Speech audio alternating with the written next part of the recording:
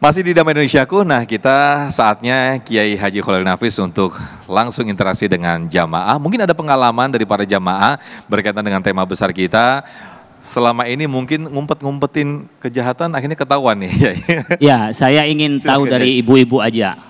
Ibu-ibu biasanya susah mengungkapkan, tapi hari ini saya minta mengungkapkan. Biasanya ibu-ibu tuh punya feeling yang kuat. Jadi para bapak, Kiai Sumarno umpamanya nikah lagi, diumpet-umpetin, ibu-ibu tuh punya feeling. Ini kayaknya beda nih tingkahnya suami saya nih. Cuman mau ngamuk sama suami nggak berani. Bahkan mau mungkin mau terus terang itu nggak kuat. Yang jadi sasaran adalah anaknya yang dicubit. Bener kan? Alhamdulillah jujur.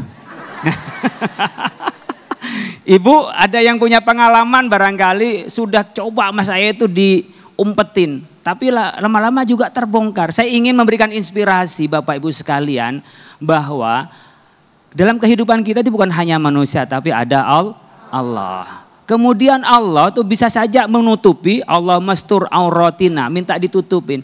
Tapi satu saat demi maslahat Allah membukanya, demi kemaslahatan. Ada yang mau bercerita? Oke, Ibu. Alhamdulillah. Ibu siapa? Ibu Titin. Ibu Titin kayak pengacara ya? Ya silakan Bu Titin. Assalamualaikum warahmatullahi wabarakatuh. Waalaikumsalam.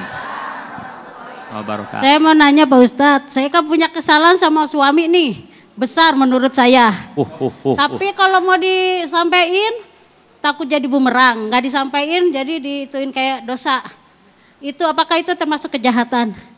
Nah, itu apa dulu yang disembunyiin terus ketawa? Ya pokoknya ada gitu Pak Ustadz. Ketawa. Apa kejahatannya ngumpetin apa tuh uang belanja apa itu ya? Tapi kalau rahasia nggak apa-apa, nggak usah dibuka.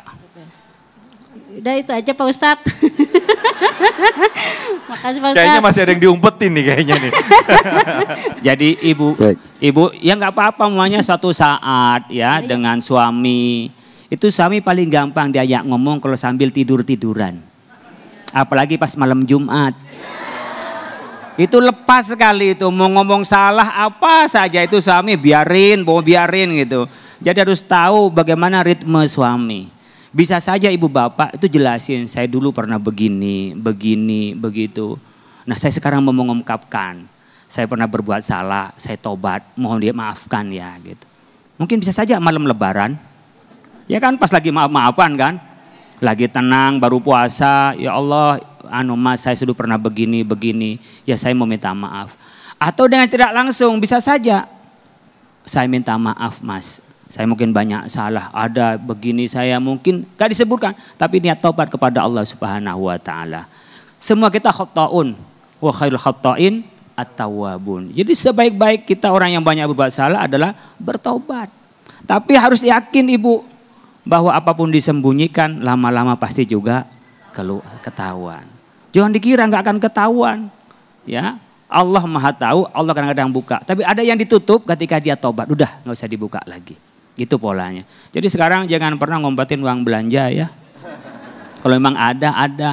Kalau memang gak ada bilang gak ada. Bagi suami ini paling repot kayak saya ini. Jadi suami itu kalau ngasih uang belanja kok belum waktunya udah minta uang belanja lagi. Kemudian kita nanya, uang belanja kemarin kemana? Gak usah nanya-nanya. Gak ikhlas ngasih uang belanja ya sama. Jadi tragis udah ngasih uang belanja. Pas nanya aja nggak boleh, jangankan minta, nanya aja nggak boleh, dianggap nggak ikhlas gitu ya. Nah, Bapak Ibu sekalian, ini satu contoh. Kita ya lebih baik jujur. Kalau umpamanya aib yang tidak baik diungkap ke orang luar, jangan diungkap. Cukup kita bertobat kepada Allah Subhanahu wa ta'ala. Mudah-mudahan terus Allah tutup, terus ditutup karena kita bertobat. Tapi satu saat tetap itu terbongkar. Di hadapan Allah ada, tapi Allah maafkan. Tapi kalau dosa kepada orangnya belum memaafkan, itu Allah tidak akan memaafkan. Semua dosa seperti hari Arafah, ya Allah ampuni dosa. Kita minta ampun di Ramadan, diampuni seluruhnya. Kecuali satu, yaitu dosanya kita antar manusia.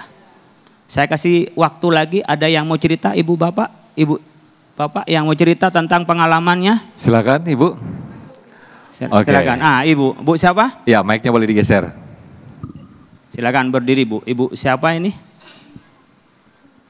Assalamualaikum warahmatullahi wabarakatuh. Waalaikumsalam warahmatullahi wabarakatuh. Nama saya Yanti. Ibu Yanti. Ya. Ini saya mau nanya, menfitnah atau dan menggunjing itu apakah termasuk kejahatan? Karena pernah terjadi gitu sering kali teman-teman saya sendiri pernah. Gitu. Oke. Terima kasih. Wassalamualaikum warahmatullahi wabarakatuh. Waalaikumsalam. Ibu, bapak sekalian, kata jahat ini memang atau kejahatan diidentikan dalam Islam namanya jarimah. Yang punya istilah jarimah pertama kali itu ada di Mesir. Apa itu jarimah? Al-inhiraf an masaril maqayis al-jam'iyah. Penyimpangan dari norma-norma, nilai-nilai, peraturan-peraturan yang sudah disepakati. Itu namanya kejahatan. Nah, hampir identik dengan jinayah. Jinayah itu pada pidana. Itu. Jadi kalau ada undang-undangnya seperti undang-undang ITE itu kejahatan. Menyebarkan orang, melakukan dengan cara menfitnah orang, disebarkan. Atau aib orang, banyak aib. Seperti halnya orang yang menyampaikan sesuatu secara diam-diam, kemudian di video, setelah di video diviralkan. Nah, itu kan menjadi kejahatan. Karena apa? Sudah ada undang-undangnya disebut dengan jarimah. Jadi kalau sudah ada ketentuan hukumnya lalu dilanggar itu menjadi kejahatan. Tapi dalam Islam yang disebut dengan kejahatan itu sebenarnya ketika ada hukuman tertentu seperti hudud, kisos, itu adalah menjadi kejahatan. Zina itu menjadi kejahatan. Mencuri itu adalah bagian dari kejahatan. Kemudian ghibah, Pak. Ghibah itu adalah kemungkaran dan kemaksiatan. Ghibah itu bagaikan memakan daging bangkainya saudaranya sendiri. Betapa jijiknya. Nah, sekarang ghibah itu paling mudah dilakukan kita-kita. Ibu bapak punya handphone 1 apa 2? 1, bapak punya 2. Yang 1 untuk umum, yang 1 diompetin. Berarti dia punya 2 istri. Ini biasanya. Dan sekarang kita paling gampang punya handphone itu dipakainya untuk apa? Ghibah orang. Sambil goreng-goreng, sambil ngerasain teman. Kalau itu nyata sesuai dengan keadaannya, itu namanya ghibah. Tapi kalau dia umpamanya ngomongin orang lain tidak nyata, berarti dia adalah fitnah. Jadi fitnah akan lebih kejam, ghibah pun juga kejam. Itu bagian dari keburukan Bapak Ibu sekalian. Jadi itu kejahatan ketika masuk pada kerangka perundang-undangan, itu termasuk di dalam kejahatan. Kalau ini masuk pada kemaksiatan. Setiap kejahatan pasti maksiat, tidak setiap maksiat itu adalah kejahatan. Oleh karena itu Bapak Ibu sekalian, penting ngaji-ngaji begini ini. Untuk apa? Menyadarkan kita bahwa ternyata ringan ya ngomongin orang, ringan ya menfitnah orang, ringan ya gitu. Mungkin awalnya saya ngomong hanya sama kamu ya. Nah, kan gitu. Saya jangan omong-omong kemana. Ini jangan omong-omong. Hanya kamu. Pindah lagi. Hanya kamu. Tapi ngomongnya di grup. Nah yang ketawa nih yang pengalaman. Pas di capture ketahuan orangnya. Nah ini udah ngompet-ngompet kan. Lama-lama di capture set dikirim. Nih omongannya dia. Kan gak tahu kalau kita di capture. Artinya dikirim kemana-mana. Nah kalau nanti di grup dipindahkan ke grup satunya. Satu grup isi 250 anggota, pindah lagi ke grup lainnya. Artinya berapa? Ada ribuan orang tanpa sengaja. Kalau ini yang hadir sekitar 200-an, 300-an yang hadir, kan cuma yang di sini. Ini pun belum tentu dengerin semua. Ada yang sambil ngelayang. Ya, sambil gini sambil ngantuk. Ada yang sambil ngelamun gitu ya. Di sini gak semua dengerin ini. Ada matanya begini kayak ikan asin gitu ya. Bukan dengerin tapi dia tuh gak gitu. Nah, belum. Tapi ketika Bapak Ibu sekalian itu pakai yang namanya dari grup-grup media sosial itu konsentrasi sampai goreng tempe itu gosong. Kenapa? Keasikan ghibah dengan yang lain. Oleh karena itu Bapak Ibu sekalian, Allahumma stur auratina Mudah-mudahan Allah tutup keburukan kita. Mudah-mudahan Allah tutupi dari aib-aib kita. Itu yang kita doa. Amin. Mudah-mudahan hanya kepada Allah Subhanahu wa taala kita terlihat semua dan bertobat kepada Allah. Itu yang harus kita lakukan, Bapak Ibu sekalian. Ingat, setiap kejahatan itu terjadi karena ada kesempatan. Setiap ada kesempatan karena ada kemauan. Awas, awas itu Bang Nafi. Waspadalah. Baik, Masya Allah, terima kasih Kiai Haji Khalil Nafis, Kiai Haji Sumarno Syafi'i yang telah memberikan tausiah kepada kita semuanya. Alhamdulillah kita mengambil banyak iktibar atau ibroh ataupun hikmah apa yang disampaikan oleh guru-guru kita. Ini satu peristiwa yang mungkin tidak hanya berhenti di kasus Vina saja. Kasus yang lebih luas lagi, banyak sekali Allah telah membuktikan kebenaran ketika seseorang dengan rapih atau dengan sangat sembunyi-sembunyi menyembunyikan sebuah kejahatan atau kebohongan, maka Allah pasti akan membongkarnya, pasti akan mengungkapnya. Tetaplah bersama kami di Damai Indonesiaku. Sesaat lagi di segmen terakhir kita akan berdoa bersama guru-guru kita. Sesaat lagi.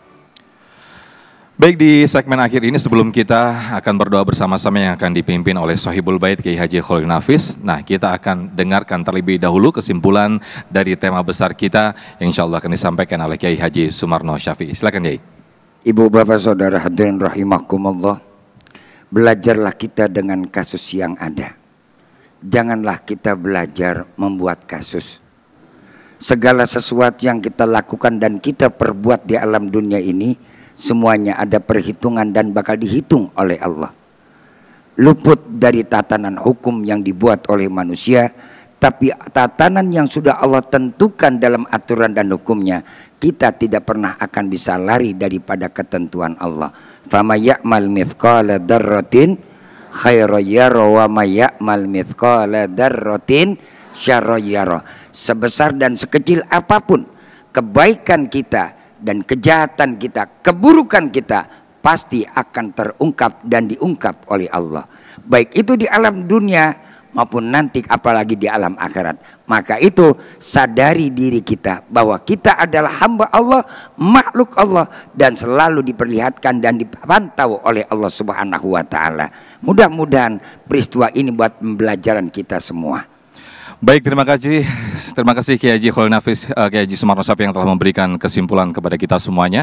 Nah, sekaligus ini akan mengakhiri jumpa kita di Damai Indonesiaku yang insya Allah ini akan selanjutnya akan berdoa bersama Kiai Haji Khalil Nafis. Saya mewakili kru yang bertugas Muhammad Sofyan serta Sarung Wadimor, tentu sarung kita, dan juga Anda bisa melihat portal kami di damaindonesiaku.id. Wassalamualaikum warahmatullahi wabarakatuh. Ya Allah ya Rahman ya Rahim ya Fattah ya Razak ya Fa'alul lima yurid lakal hamdu kama naqul wa khairan mimma naqul kama yanbaghi li jalali wajhil karim wa 'azimi sultanik. Allahumma inna nas'alukal huda wat tuqa wal afafa wal ghina. Allahumma inna nas'aluka ridhaka wal janna wa na'udzubika min sakhatika wan nar. Allahumma innaka 'afuwun karim tuhibbul afwa fa'anna ya karim. Allahumma anfa'na bima 'allamtana, Allahumma 'allimna bima yanfa'una, Allahumma faqqihna wa faqqih ahlana wa qarabatin lana fi dinina. Allahumma la tada' lana fi maqamina hadza dzamban illa ghafarta wa la 'aiban illa satarta wa la maridan illa syafaita wa la dainan illa qadaita wa la hajatan min hawaijid dunya wal akhirati illa qadaita wa yassartaha. Allahumma inna nas'aluka al-'afiyah wa tamamal 'afiyah wa dawamal 'afiyah wa syukran 'afiyah. Rabbana atina fid dunya hasanah wa fil akhirati hasanah wa qina adzabannar. Subhana rabbika rabbil izzati amma yasifun wa salamun alal mursalin walhamdulillahi rabbil alamin.